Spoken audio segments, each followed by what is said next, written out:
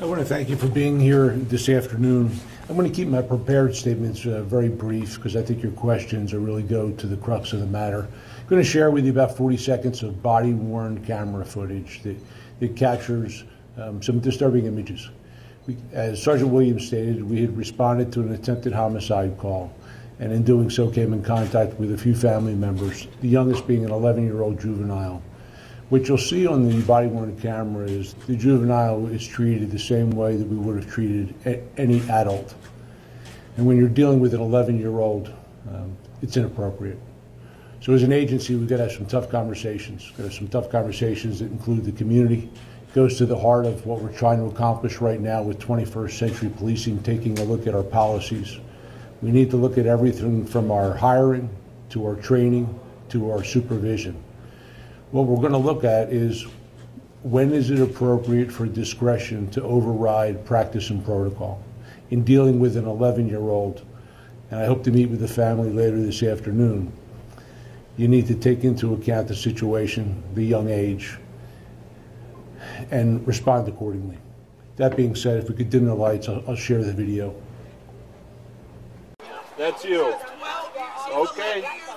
Put your hand at the top. Hold on, hold on, hold on. Turn around. Turn around. Okay. Stop yelling. All right, you're going to walk backwards to me, okay?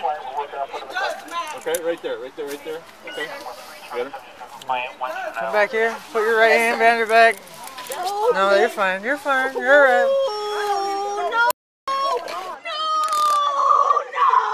You're not going to jail or anything.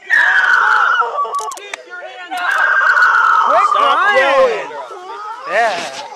Just keep your hands up. Yeah, that was tough to watch. I mean, as you know, I spoke with the girl yesterday, and seeing this took it to a whole nother level. When you first saw that and heard those screams, what was your reaction?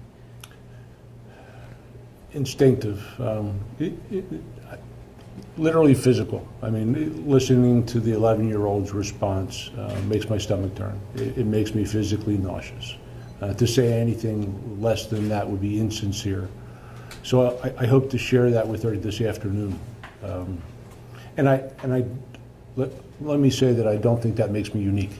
I don't think there's a member of this department who's not going to watch that and question what can we do differently. You say that, but there were officers there that continued to conduct the way they did while she's screaming. Yeah, we're trying to, and I can recognize this, there's a difference, a significant difference between being in the heat of the moment when you're dealing with the unknown. Sure. So the officers who were there, they're there looking for an attempt homicide suspect who stabbed someone. It's not unusual for suspects to ask someone in a home to hold the weapon for them, including juveniles, with the thinking being that a juvenile is less likely to be searched. So I recognize why the response is what it is. I recognize why the training is what it is. Mm-hmm. But I also see and feel that there's a disconnect between us recognizing unique situations and individuals of ages that need to be treated differently.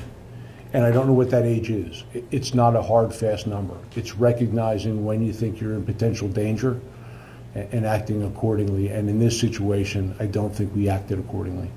I think that discretion did not rule the day. And that's a discredit to it's a discredit to the way the community is being served, and it just reinforces the work that we've already started to do, but that we need to continue to do.